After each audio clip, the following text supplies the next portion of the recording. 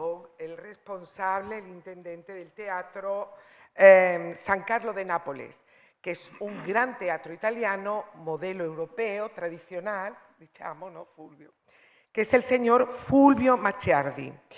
Y Fulvio viene de implicarse, continúa implicado en óperas, ha sido director artístico y sigue siendo de escuelas de ópera, del Comunale de Bologna, o sea que conoce y está implicado en el negocio operístico desde cero, desde el origen.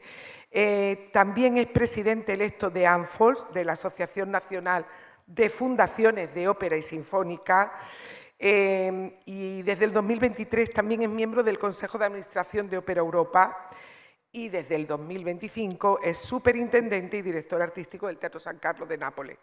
Así que creo que tiene una visión muy general de todo ese modelo de fundaciones que se hace tanto en Europa. Miguel Molinari es gestor cultural con más de 38 años de experiencia en el sector público y privado. Actualmente es director de los teatros municipales y de la Gerencia de Cultura de la Municipalidad Metropolitana de Lima y director ejecutivo y fundador junto al tenor Juan Diego Flores del programa Sinfonía por el Perú. Ha estado ligado a la lírica con programas radiofónicos, gerente de cultura, Miraflores, en fin, siempre muy vinculado al mundo de la música y la cultura. María Patricia Marín es comunicadora social, especialista en gerencia del mercadeo. Luego me cuentas qué es esto exactamente, porque lo he leído. Y ha contribuido desde el 96 al desarrollo y la creación de procesos artísticos y proyectos culturales en la ciudad de Medellín, como por ejemplo la Orquesta Filarmónica de Medellín y la Asociación Medellín Cultural, que es la entidad fundadora del Teatro Metropolitano José Gutiérrez Gómez, uno de los centros culturales más activos de Colombia y actualmente su directora. Y Andrés Rodríguez Sporer, es el apellido, gracias. Es gerente de música de la Fundación Ibáñez Atkinson, es músico, gestor cultural, especializado en el talento de desarrollos de talentos líricos y su trabajo se ha centrado en el diseño y articulación de programas de formación, de acompañamiento e inserción internacional para cantantes latinoamericanos, consolidándose como una de las voces más activas en la profesionalización del ecosistema operático regional. Así que, como ven, son instituciones incluso con algunos objetivos diferentes y, por tanto, con modelos diferentes de directorios de gobernanza. Yo les paso la palabra primero a ellos para que cuenten brevemente cómo es su modelo de directorio. Sí, a lo mejor es bueno que parta yo, que soy una institución más diferente, no somos un teatro. Brevemente, la Fundación Ibáñez Atkinson es una fundación familiar que creó una familia de empresarios en Chile, que tiene distintas áreas, no solamente se desenvuelve a través de la música, sino que también en medio ambiente, lectura, y todo con esto es muy importante, con una línea transversal que tiene que ver con la educación y la formación, ¿ya? El gobierno corporativo de la fundación, al ser una fundación familiar, lo componen principalmente la familia, y una forma de garantizar que las líneas a través de las cuales la fundación quiere impactar en la sociedad tengan un conocimiento previo o estén involucradas en el directorio. En este caso, el formato es que las gerencias de las distintas áreas están compuestas por gente que tiene cierto nivel de expertise o bastante nivel de expertise en esas áreas, que en este caso son la educación y medioambiental, la lectura y en mi caso la música. ¿Cómo se estructura el gobierno corporativo o cómo funciona? ¿Ya? Porque una de las características particulares que tiene es cómo una institución que viene desde el mundo, si quisiéramos llamarlo del mundo empresarial, se involucra en un sector tan particular y distinto como es la cultura y en este caso, en el caso del área de música, particularmente en la música clásica y en la ópera, ¿ya?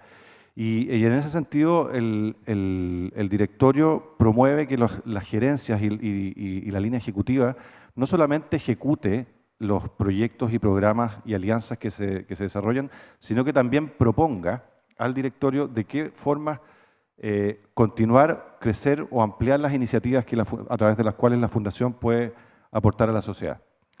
En ese sentido, y en el caso puntual de la música, la Fundación ha tratado de ir incorporándose o introduciéndose en este sector, en el mercado de la música clásica y la ópera, como una especie de articulador que busca colaborar en el medio a través de la promoción y perfeccionamiento de cantantes líricos específicamente, ¿ya? Entendiendo que es una línea transversal y que es un actor fundamental en el sector. Y en ese sentido, como decías tú en la reseña que te enviaron, lo que se busca es no solamente ayudar desde el punto de vista económico, monetario, a que jóvenes artistas puedan estudiar y desarrollarse, sino que también garantizar que las carreras sean sostenibles, ¿ya? Y en ese sentido es un articulador que trata de llenar los espacios que quedan en el camino de la formación de un cantante que pasa, por ejemplo, desde el conservatorio, luego a un programa de desarrollo más profundo, luego a un teatro, luego a incorporarse en el mercado profesional, que en el caso de Latinoamérica muchas veces es un mercado internacional, ¿cierto?, que está radicado básicamente en Europa. Entonces, tratar de articular todas estas instituciones en esos espacios que quedan, que no están cubiertos en cierta forma.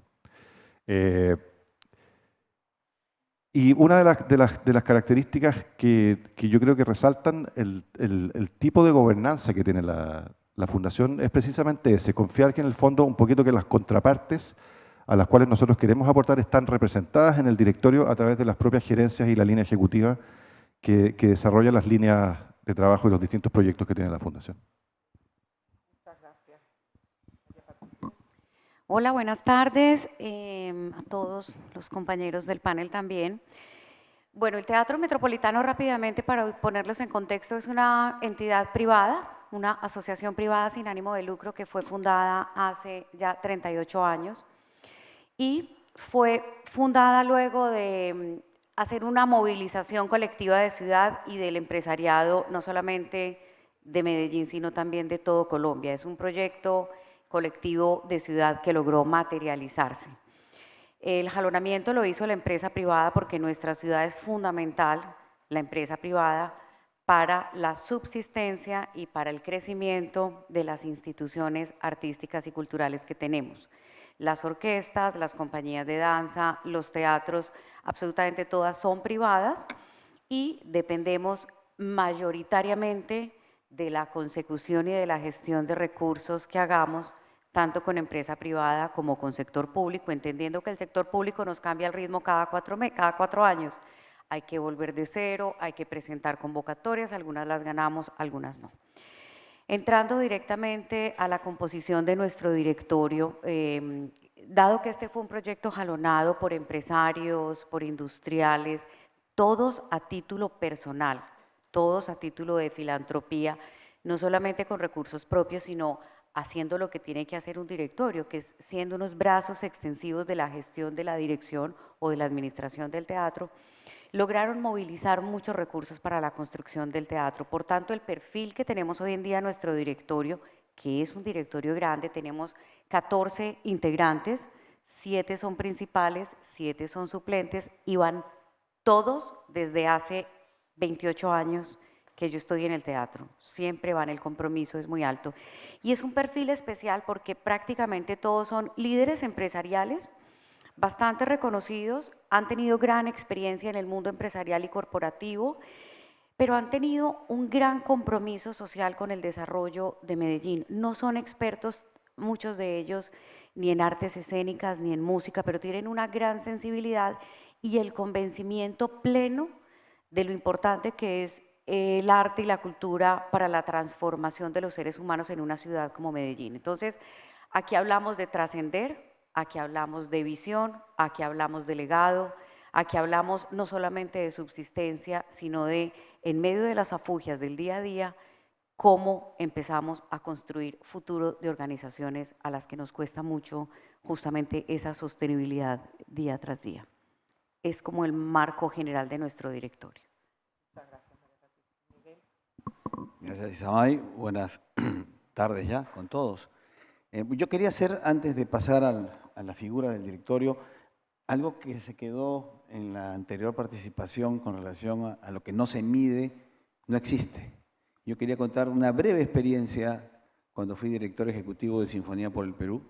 Hicimos 3 evaluaciones, 2 evaluaciones experimentales de impacto a través de GRADE, financiada por el BID, el Banco Interamericano de Desarrollo, con resultados extraordinarios, y una de carácter cuantitativo, y luego una evaluación de carácter cualitativo, y eso fue un antes y un después. A partir de allí, todo cambió, se multiplicó por miles la experiencia, gracias a esos resultados que demostraban científicamente el impacto de la música, el impacto del arte en la vida de los niños dentro del esquema de este programa. Entonces, creo que es muy cierto y que es algo que a veces falta en el sector cultural, ¿no? Registrar evidencia del impacto que sin duda existe. Con relación a la figura de los teatros municipales, y ya entrando al tema, nosotros no tenemos directorio. Cuando yo ingresé en 2023 a la Municipalidad Metropolitana de Lima, encontré que, primero, no existe la independencia de los teatros. Somos la gerencia de cultura.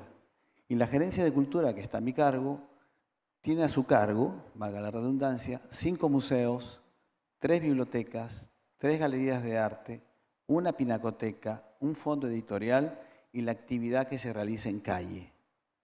Por lo tanto, es bastante amplio. Y tanto es así que el gerente de cultura o la gerencia de cultura no podía realizar ninguna actividad en los teatros. Tenía que recurrir a una figura de una productora externa para poder llevar a cabo un espectáculo. Esto nos llevó a trabajar un año de la mano con la autoridad, y si queríamos darle una figura de directorio tendríamos que decir que el alcalde era la autoridad máxima, es la autoridad máxima, y haciendo todo un trabajo, tuvimos que hacer un cambio a través de la gerencia de planificación para reestructurar el ROF, ¿no? Las funciones, de tal manera que pudiésemos empezar a desarrollar. Pero a pesar de ello, tampoco era posible, dentro de las funciones de una gerencia de línea, llevar a cabo las actividades que ahora realizamos, ¿no? Es decir, firmar contratos con artistas, comprar pasajes de avión y muchas otras cosas, porque estas requerirían de todo un proceso burocrático muy complejo. Entonces, es un objetivo próximo. Lo que hemos logrado es, para de alguna manera institucionalizar las temporadas de ópera, y pienso que es lo más valioso de esta gestión en cuanto a los teatros para nosotros, es por primera vez, porque en el Perú, por una curiosa razón, ningún teatro ha sido teatro de producción. Siempre han sido teatros de alquiler.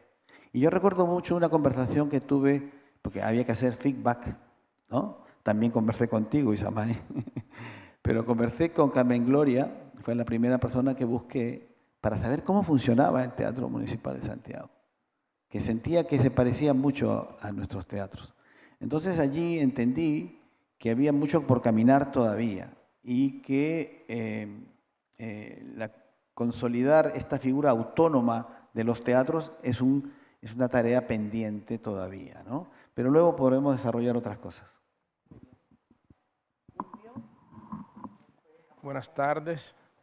Discúlpeme, ma no hablo español, parlo in italiano, parlo lentamente, ma credo che ci capiamo. Io capisco bene voi, penso che voi capiate.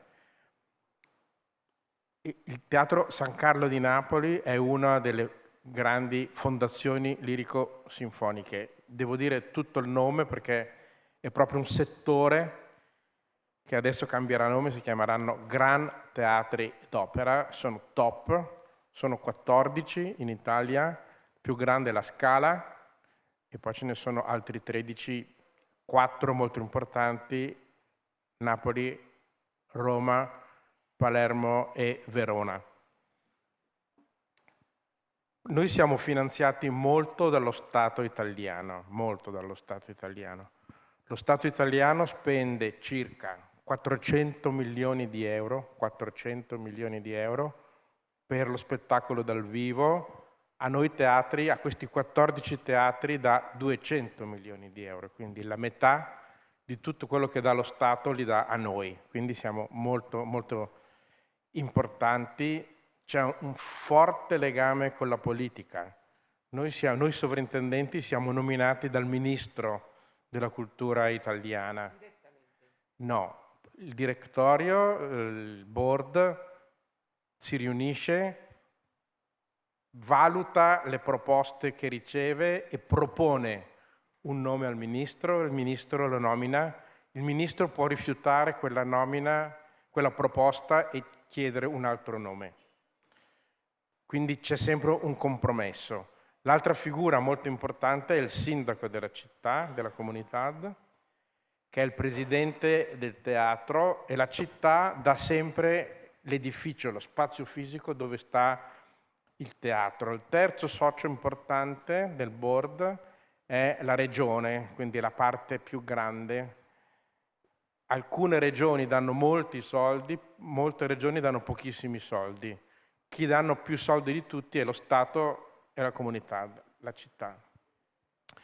Poi noi siamo privati per finta, nel senso che siamo con tutti questi soldi pubblici chiaramente come se fossimo pubblici, ma da circa 30 anni siamo diventati privati. È stata una riforma importante dello Stato italiano che sperava che con questo cambio molti privati, come diceva prima il fundraising, dessero molte risorse, ma pochissimi teatri, solo la Scala.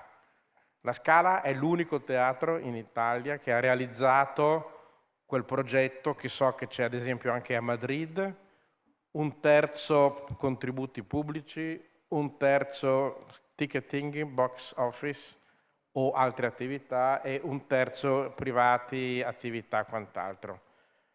Questo in Italia solo la Scala riesce a fare, questo in genere. Però noi abbiamo un board che è minimo 5, massimo 7 persone e fino a 3 persone possono essere privati, che però devono dare per 3 anni almeno il 5% di quello che dà lo Stato.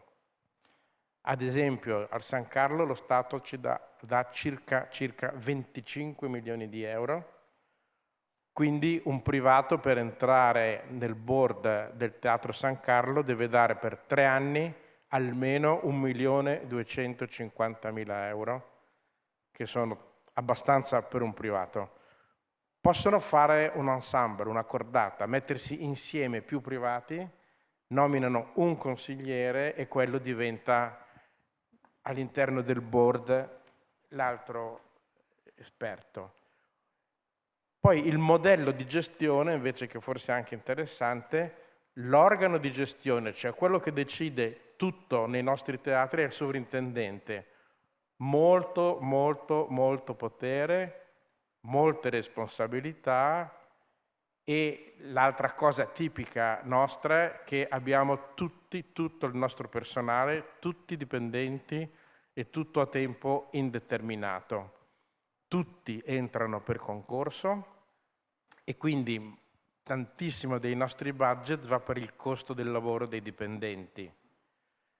Napoli ha circa 500 dipendenti e noi spendiamo circa, su un bilancio circa di 43 milioni di euro, noi spendiamo quasi 30 milioni per i dipendenti, molto. Tutti gli spettacoli invece sono come se fossero ospiti, ma noi siamo, come diceva il collega prima, teatri di produzione, dobbiamo continuamente fare spettacoli nuovi, il modello è molto costoso, facciamo spettacoli nuovi, poi li possiamo affittare o noleggiare, possiamo fare coproduzioni, insomma, come facciamo più o meno tutti, però non facciamo il repertorio, non facciamo tradizione. In genere facciamo uno spettacolo, poi se lo riprendiamo 1 o 2 volte nei 10 anni successivi è già molto. Abbiamo orchestra stabile, coro stabile, ballo stabile, tecnici, personale amministrativo, non abbiamo ensemble, non abbiamo cantanti che dipendono da noi, sono tutti ospiti. Mi fermo, no? Ok, grazie. Bueno, como ven, son modelos completamente diferentes y yo la primera pregunta que hago, claro, Fulvio hablaba de un teatro muy complejo, con mucho personal fijo, y al otro extremo tenemos una fundación familiar que prácticamente sois muy ágiles porque no tenéis una estructura fija, vais por objetivo, por... Mi pregunta es sobre los directorios, la relación con los directorios, en tu caso con el alcalde directamente. O sea, sienten... el superintendente, decías, Fulvio es el responsable de todo, pero el directorio te acompaña, es un puesto honorífico, colabora contigo, en tu caso la familia vigila los objetivos, sientes que te acompaña a conseguirlo. En tu caso, Patricia, he entendido que quizás es más un refrendo social de que conseguir los objetivos, que la gente entiende que Medellín tiene que transformarse a través de la cultura, ellos miden por los resultados. Me gustaría que me hablarais de eso, de la relación con el directorio, si os sentís apoyados, evaluados, potenciados. Sí, en el caso nuestro es fundamental. O sea, una de las grandes características que tiene el gobierno corporativo de la Fundación, y es algo que todos reconocemos y decimos, es el compromiso que tiene el directorio con el quehacer diario de la Fundación. El presidente de la Fundación es el fundador de la Fundación y está en cada uno de los directorios que celebramos todos los meses, donde se analizan los distintos proyectos que se están cursando, los que se van a cursar, y el compromiso es permanente. Y ahí, a propósito de eso, quería destacar algo que decía la Titi en su muestra, y ahí es donde se ve efectivamente lo que tú decías del compromiso con la causa, ¿ya? De cómo le tiene que hacer sentido al donante, que en este caso son los directores de la Fundación, los directores son los donantes, cómo le tiene que hacer sentido y la responsabilidad de la plana gerencial y ejecutiva de demostrarle y decidir en conjunto con ellos cuándo hace sentido y cuándo no, ¿ya? Y qué tipo de proyecto hace sentido y qué otro tipo de proyecto no. Y ahí en ese caso, por ejemplo, yo tengo la suerte de haber estado desde la fundación en ella, y una de las primeras decisiones que se tomó, porque la familia sabía que quería devolverle al país a través de esta fundación, y una de las vías de devolverle al país era a través de la música, utilizando la música como herramienta de desarrollo social, ¿ya? ¿De qué forma utilizamos la música como herramienta de desarrollo social?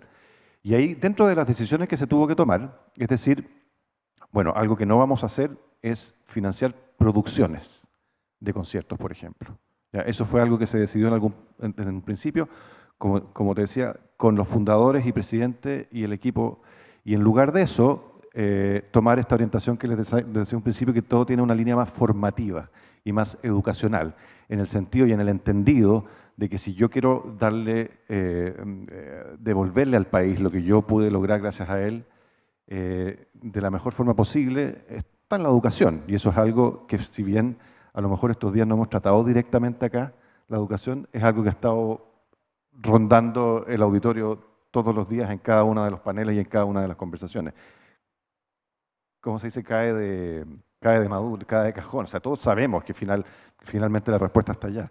Es cómo utilizarla, cómo colaborar en la educación musical en conjunto con los actores que son especialistas, en este caso teatros y otras instituciones, para poder utilizar la cultura como herramienta de desarrollo social. Y bueno, volviendo a tu pregunta, y eso, el compromiso y el trato que tenemos los ejecutivos, los gerentes con el directorio y los fundadores es permanente. Es un directorio que está encima de toda decisión y todas las decisiones se toman en conjunto y se discuten. Sí, esa era la pregunta. María Patricia, en tu caso, ¿te sientes acompañada por el directorio, evaluada, potenciada? ¿Te ayudan? Bueno, lo mejor que tiene la Junta Directiva del Teatro Metropolitano es que nos deja trabajar. Y eso es muy importante en un directorio.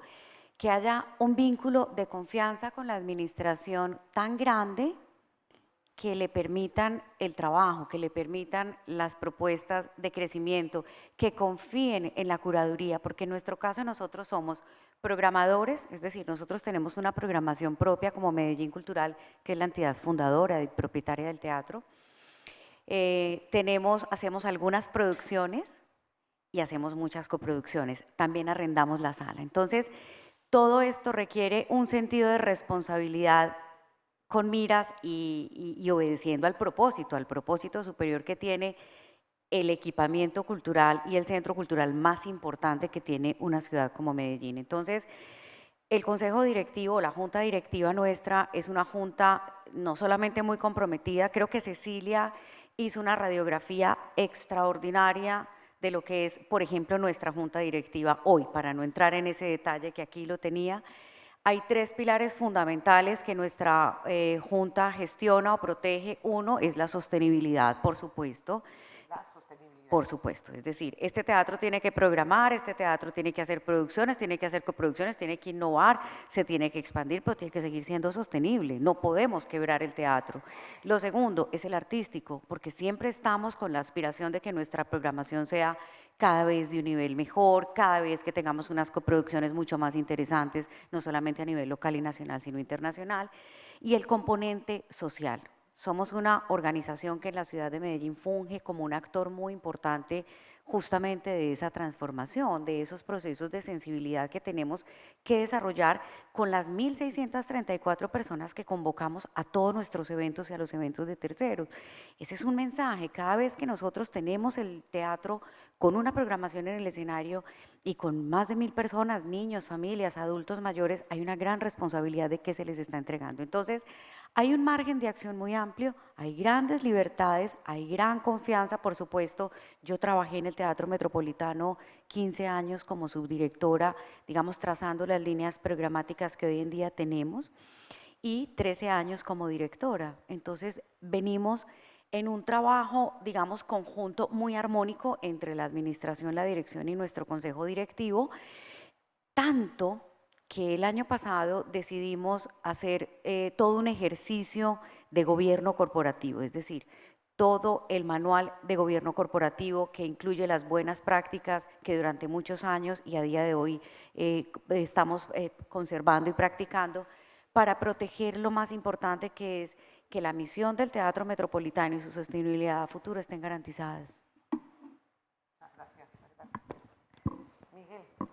En vuestro caso, estáis como construyendo ahora mismo el nuevo proyecto. Sí. Y siguiente paso sería, hemos hablado estos días, buscar un modelo para los teatros de Lima independiente de la Gerencia de Cultura. Así es.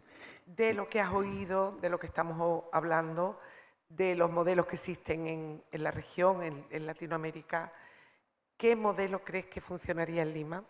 Sí, yo creo que, a ver, yo quería antes decir que cuando yo ingresé a la Gerencia de Cultura, no conocía personalmente al alcalde, y hemos tenido 2 alcaldes en esta gestión, a ninguno de los 2, pero ahí viene el tema de la causa, ¿no? Había una causa, la causa era recuperar la actividad cultural en la ciudad. La recuperación del centro histórico de Lima pasaba también por la recuperación de sus teatros, de su actividad cultural. Entonces, a partir de allí, construí una relación muy cercana con el alcalde, a partir de una serie de estrategias, ¿no es cierto?, que tenían que llevarnos a, de alguna manera, consolidar. Incluso esta reunión de OLA es parte de esa estrategia, de consolidar la ópera. Y esta estrategia nos llevó a algo que para mí es lo más valioso en esta construcción del futuro de la actividad en los teatros. Una ordenanza municipal que tiene carácter constitucional de ley para la ciudad. O sea, no se puede mover.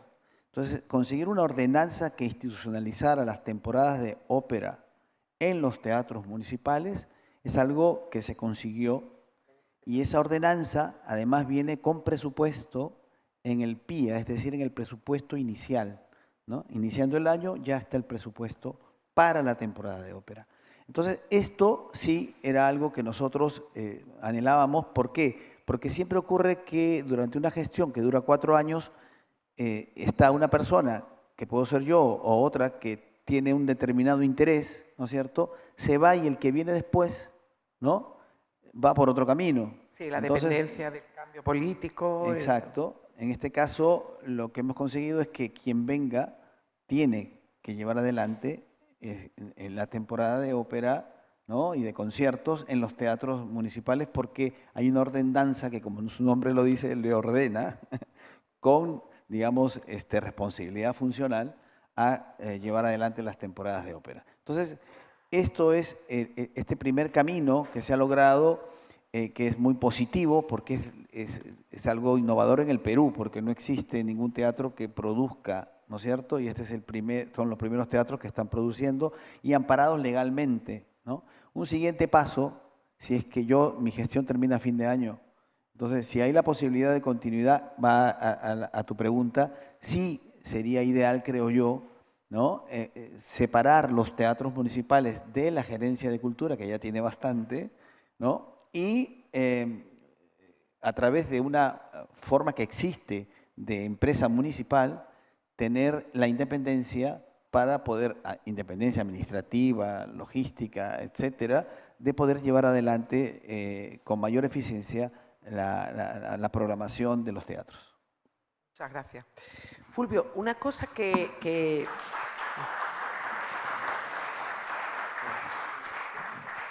que me ha despertado la curiosidad, has dicho que los 3 puestos que tenéis en la fundación, en el patronato, que son privados, son gente que necesita aportar recursos para el teatro, recursos económicos.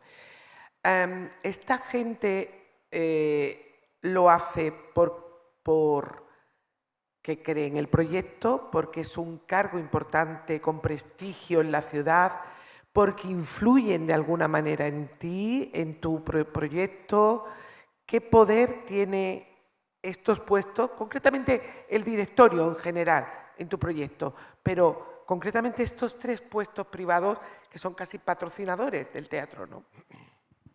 Sì, purtroppo in molti teatri in Italia non ci sono privati, No. neanche al San Carlo di Napoli. Quindi per arrivare a 5, perché il presidente è il sindaco della città, poi i soci fondatori pubblici, lo Stato, la Regione e il Comune nominano tutti un consigliere. I 3 posti, 5, 6, 7 liberi, sono per i privati. Se non ci sono privati, come a Napoli in questo caso, lo Stato, che è quello che dà più soldi, ne nomina 2. Okay. E così la situazione. Dove ci sono i privati, Stato simbolo, la Scala. Però io anche dove ho fatto sovrintendente prima, una città media di circa 1,5 milioni di abitanti, Bologna, il secondo teatro storico più antico d'Italia dopo il San Carlo, noi eravamo riusciti ad avere 2 privati. Uno, una banca, una grande banca pubblica, e un altro, un privato, era un gruppo di privati industriali, 3, hanno fatto una joint venture, un gruppo, e hanno nominato il privato, perché sono entrati non per un progetto, non per finanziare qualche cosa, ma per uno status, per essere all'interno di un'organizzazione molto prestigiosa che rappresenta, non so dove voi dite, il salotto bene della città, la parte importante, nobile della città, che siede ai tavoli che contano. Spesso gli industriali, Bologna è una zona molto ricca da un punto di vista industriale, e come capita spesso gli industriali magari hanno molti soldi ma non hanno molta possibilità di partecipare a eventi mondani, eventi importanti, di interloquire con altre personalità del settore ed entrare nel board, nel direttorio del teatro, gli dà questa possibilità. Un esempio che tutti noi cerchiamo sempre di seguire in Italia è sempre il Teatro alla Scala. Il Teatro alla Scala, il direttorio l'hanno portato da 7 a 9 persone per poter far entrare più privati perché tutti i privati importanti in Italia, che stanno tutti a Milano, grandi network, grandi case discografiche, case editrici, giornali, media, banche, hanno tutti la sede a Milano e quasi tutti vogliono entrare nel board della Scala, perché stare nel board della Scala vuol dire sedersi nella parte più alta che rappresenta a un livello importante un simbolo che rappresenta comunque l'Italia nel mondo. Questo è molto sentito. Torno ancora solo adesso un momento a Napoli. Anche a Napoli è molto prestigioso il teatro, direi che è il luogo culturale, il luogo di struttura, il luogo di storia più importante della città, per cui io sono, dopo diciamo semplifico, dopo il sindaco della città sono diventato la persona più famosa a Napoli, nel bene e nel male, anche nel male, pericoloso, very dangerous, in Naples especially.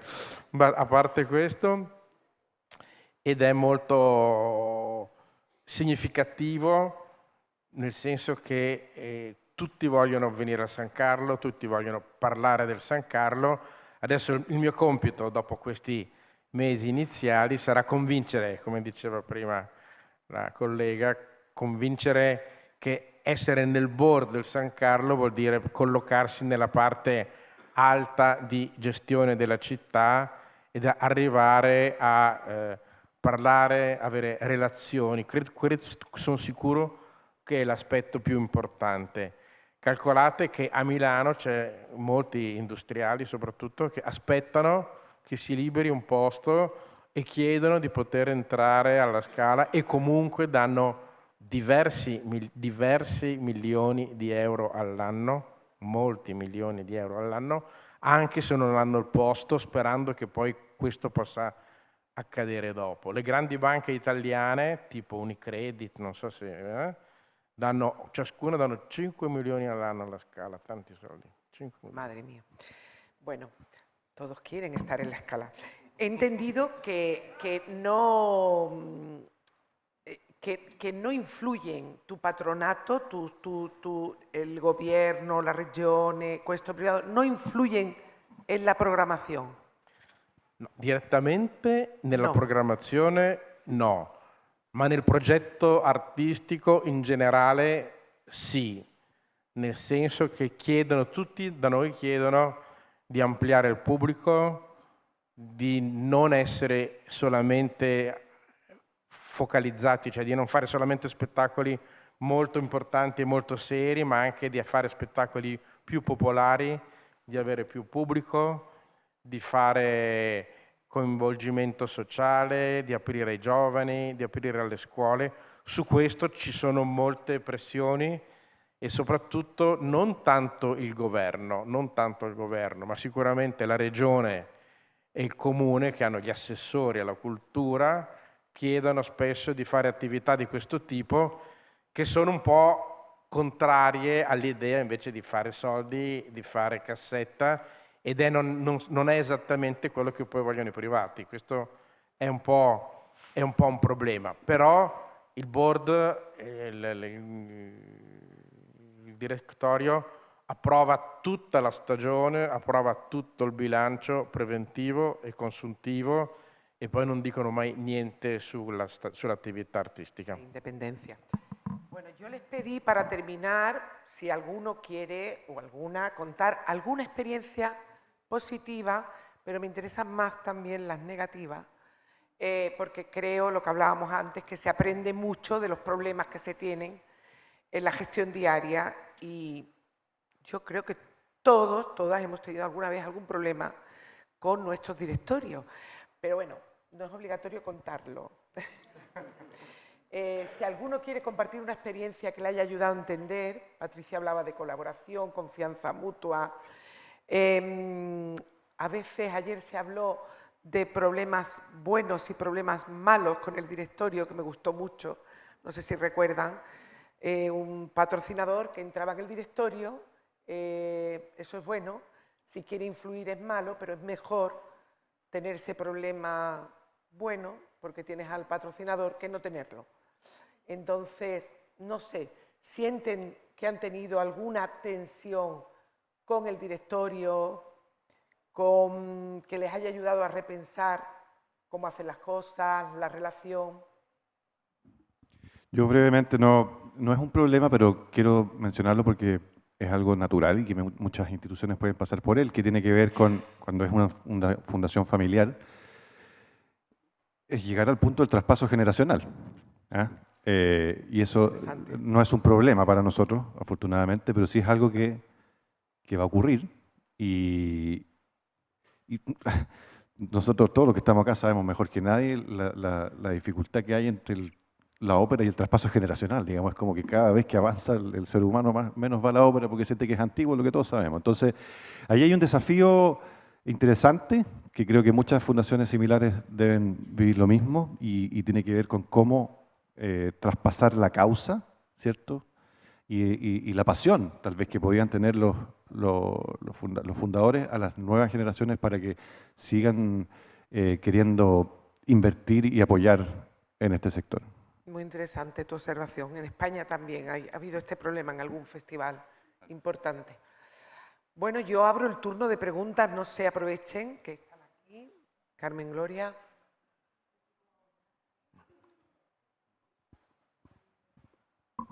Yo justo quería preguntar un poco lo que habló Andrés, en el fondo las debilidades, un poco dónde están aquellos posibles problemas en el caso de una fundación familiar. Me imagino que puede ser el cambio de generaciones, donde hay más política, los cambios de ciclos políticos, alcaldes, gobernadores, lo que sea que influye. En el caso de María Patricia veo que es un poco más independiente, pero a lo mejor más articularse con el mundo público. ¿Dónde ven en cada uno de sus modelos posibles debilidades y cómo creen, cómo piensan enfrentarlas, si acaso es necesario? Gracias. Bueno, voy a arrancar yo. Nuestros mayores retos es que cada año nuestro presupuesto para mantenimiento de un edificio de 19.000 metros cuadrados, una programación que tiene que prometer como mínimo 50 producciones o programación propia y cargar con todos los costos y gastos fijos, ese es el reto. Empezamos cada año en cero. Entonces el primer reto es la renovación de los aportes de los empresarios o de la empresa privada, y el segundo es cómo va a ser el vínculo y de dónde va a venir el mínimo porcentaje del sector público. El sector público lanza unas convocatorias, pero resulta que un año es para formar audiencias y resulta que el año siguiente es para circulación. Entonces tenemos que ver que encajemos en las convocatorias e incluso en los concursos que está sacando ya la empresa privada, porque hay una cosa muy clara para el Teatro Metropolitano y es no perderse y no decolorarse tratando de acomodarse a las líneas de apoyo que surgen tanto de públicos como privados. Ese es el principal reto. La mayor dificultad está en que las generaciones de los empresarios están cambiando, porque pasa no solamente a nivel familiar, sino también empresarial, y o deciden cortar los apoyos para cultura y dedicarlos a otras causas como la alimentación o como la educación, y ahí nos vemos un poco en aprietos. Sin embargo, ahí es donde juega algo muy importante y lo mencionaba Cecilia, y es encontrarle la comba al palo. Cuando nos sentamos con nuestros empresarios, la primera pregunta es: ¿ustedes tienen hoy en día un desafío? ¿Tienen un reto? ¿Tienen una misión? ¿Tienen un problema? Nosotros, desde lo cultural, les vamos a ayudar a resolverlo. Y entonces hacemos proyectos a medida para cada una de esas empresas que están en unos momentos cambiantes. Y reitero lo que dijiste, muy importante conocer quiénes son tus aliados, porque puede que sea la misma empresa, pero los directivos cambian, y los intereses cambian, y los focos cambian. Y tú eres el que tiene que adaptarse, no pidiendo plata, presentando unos proyectos y unas propuestas tan sólidas que ellos digan: yo quiero estar ahí, yo cómo participo en eso. Y uno de los casos de éxito más bonitos, trascendiendo a la dificultad, Carmen, es la responsabilidad que tenemos los directivos de mover a nuestras juntas, de motivarlas, de generar la pasión de la que tú hablas. Tiene que haber una gran pasión, un gran amor por lo que estamos haciendo, una gran convicción. Y en esa medida tu junta va a creer en ti, tu junta te va a abrir puertas, tu junta te va a tender lazos, tu junta se va a montar en ese proyecto. Vamos a hacer ahora, creo que la segunda vez que yo vine a Ola les conté de la expansión del Teatro Metropolitano. Era una idea, un proyecto que estaba en papel desde el 2020. El 1 de junio empezamos la construcción. Y todo empezó con ese gran amor y esa profunda convicción de movilizar la confianza, primero en tu junta directiva, y de ahí en adelante todos los brazos extensivos que siguen surgiendo. Entonces creo que esa es una de las debilidades, los cambios generacionales en las empresas, y uno de los factores claves de éxito es tengan y tengamos proyectos tan sólidos, tan importantes para nuestras ciudades, para nuestro entorno, para la sociedad, que todos quieran hacer parte de. Muchas gracias, María Patricia. Lo que he entendido, por ejemplo, con respecto al modelo italiano, que es un modelo que no se cuestiona, cada año tiene el apoyo del Estado, que ustedes tienen que cada año optar a los fondos del Estado. ¿Es así? Y privados. Ambos. Cada año nosotros empezamos en cero y tenemos que hacer una consecución de recursos permanente, no para subsistir, porque nuestra meta no se queda en la subsistencia, es vamos a subsistir, pero vamos a crecer. Y hay indicadores, y hay unos indicadores de la gestión clarísima, porque nuestra junta directiva mayormente es empresaria, y la concepción de un teatro como el nuestro tiene unas bases muy empresariales, sin ánimo de lucro, pero muy empresariales. ¿Cuál es la parte más débil de sus estructuras? Bueno, yo diría que al no tener una memoria el teatro de actividad operática tan intensa como la está teniendo ahora, había este reto de la opinión pública, porque está de juego la política también, y hay quienes van en contra de la gestión, y la crítica viene ¿por qué ahora tanta ópera? ¿Y qué pasa con el folclore? ¿Y qué pasa con lo que estaba acostumbrado a presentar el teatro? ¿No es cierto? Una actividad muy variada, de distintos tipos de actividades, que todavía se siguen dando, ¿eh? O sea, hay espacio para otras actividades. Entonces, este reto, y si queremos visibilizar una especie de directorio, nosotros hay una figura corporativa muy interesante en la municipalidad, liderada por el gerente municipal, ¿no? Que está detrás, que es como el gerente general, y todos los funcionarios. Y allí todos los lunes a las 7 de la mañana hay reuniones, y en estas reuniones surgen los problemas y surgen las posibilidades de mejora y de solución. Entonces, poder diseñar una estrategia, y ahí juega un rol importante el tener una gerencia que abarca muchos espacios, el poder generar en el espacio público, por ejemplo, todos los sábados y domingos hay pasacalles con miles de danzantes en el espacio público que han generado desarrollo económico, que han tenido un impacto importante en la ciudad. Entonces, la visión de la gestión cultural no está centrada solamente en la ópera, sino está centrada en una diversidad de actividades muy importante que ha hecho que se destaque la actividad cultural en Lima de manera notoria, muy notoria. Entonces, la ópera aparece como algo que suma y no que resta, y que han aparecido intentos de crítica, pero estos intentos se han disipado rápidamente gracias a tener una mirada mucho más amplia y no solamente enfocada en la ópera. Yo creo que esa ha sido la mayor dificultad, estar siempre navegando con mucho cuidado porque el tema político está muy presente, ¿no? La parte más débil de vuestro modelo, más débil, más vulnerable. La parte più debole sono comunque in qualche maniera i finanziamenti, perché i finanziamenti per noi dipendono molto, abbiate capito, dal pubblico, e nessun soggetto nello Stato, nella Regione, nel Comune è obbligato a darci dei soldi. Quindi c'è sempre un equilibrio molto importante di relazioni, anche relazioni tecniche, nel senso noi scriviamo chilometri di relazioni che mandiamo al Ministero, mandiamo alla Regione, mandiamo al Comune, ma veramente molto, molto, molto difficili, molto complicate, molto puntuali, e se noi non rispettiamo molti aspetti che sono più di forma che di sostanza, non arrivano i finanziamenti. Quindi questa è la parte sicuramente debole, in cui, come capite, di privato non c'è assolutamente niente, e questo è uno degli argomenti che non fa avvicinare i privati al nostro modello. Poi un altro punto debole, che è sia una risorsa positiva che un problema, sono i dipendenti che devono essere tutti a tempo indeterminato. Questo chiaramente è sempre un grande vantaggio per il dipendente.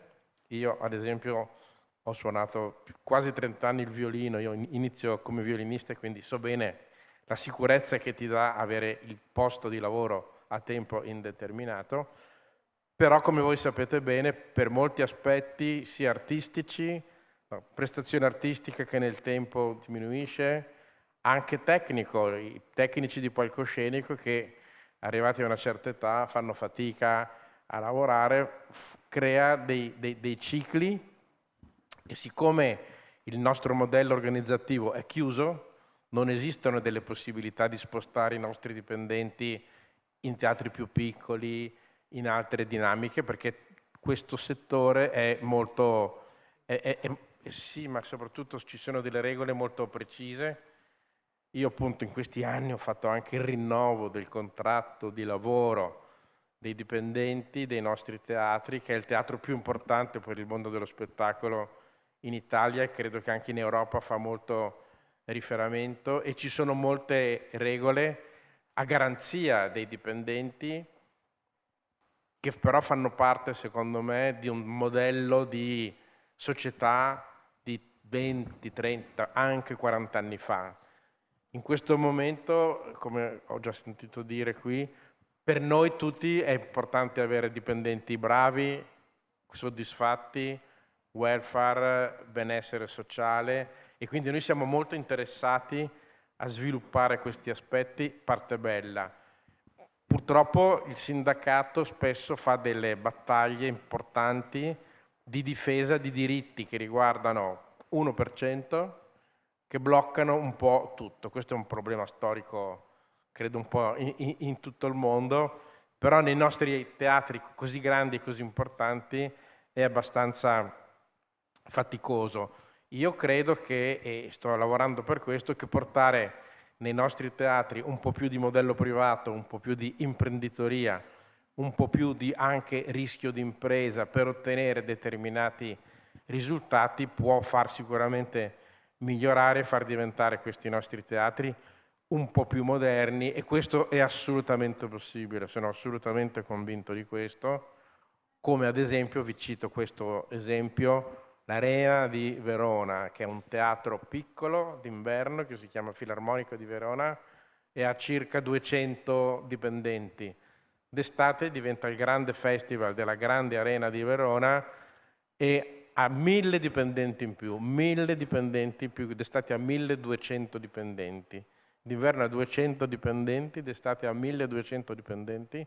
Loro fanno molto fatica a gestire questi 1000 dipendenti in più, però avere 1000 dipendenti professionalmente capaci, contenti di venire a lavorare, ben retribuiti, permette all'Arena di Verona di fare degli spettacoli che voi magari sapete, iniziano alle 10 di sera, finiscono alle 3 del mattino, piove, devi interrompere, devi riprendere, lavori di giorno sotto il sole, fa caldissimo, quindi elevare l'impatto sociale, e poi ha fatto diventare l'Arena di Verona il teatro che incassa più soldi. Questo è il vantaggio di avere un modello efficiente. L'Arena di Verona prende 50 milioni di euro di biglietteria, ticket office, ogni anno, impresionante, tanti soldi. Yo quería, perdón, simplemente, que no lo he dicho, que además del recurso público, digamos, nosotros también hacemos una gestión privada, buscar auspicios, ¿no? Que ayuden también al financiamiento de la actividad. Esto es muy importante. Y en cuanto al el dinero público, una de las dificultades es cumplir, lógicamente, con todos los procesos administrativos que deben ser perfectos, pulcros, como todos sabemos. Isamay, antes de que concluyas, yo quisiera compartir algo que tiene mucho que ver con el cierre de esta conferencia, y es que quienes estamos tan sujetos a la financiación, porque lo escucho de muchísimos modelos, nos hiciéramos una pregunta. Esta es una pregunta provocación, y es, si mañana nosotros contáramos solo con el 50% de nuestros presupuestos, seríamos instituciones absolutamente vitales e imprescindibles para nuestra sociedad. Cada uno tiene que hacerse esa pregunta en algún momento. Si la respuesta es sí, vamos a tener aliados. Siempre los aliados aparecerán. Si la respuesta es no, el problema no es financiero.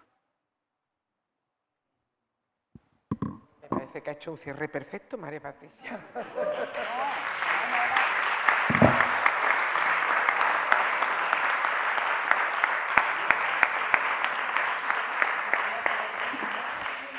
Yo les agradezco a todos la participación y la generosidad con la que han expuesto los modelos y sus reflexiones. Creo que vamos tarde, así que nos tenemos que hacer rápidamente la foto y después el cierre, ¿no?, de la conferencia. Muchas gracias a todos.